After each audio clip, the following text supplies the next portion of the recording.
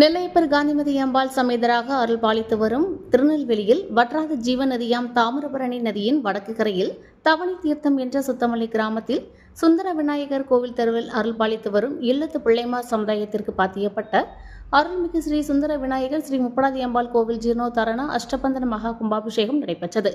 காலை 6 மணிக்கு மங்கள இசை பிரம்மசுத்தி அபிஷேகம் மற்றும் பரிவார மூர்த்திகளுக்கு ரக்ஷாபந்தன் தீபாராதனை நடைபெற்றது.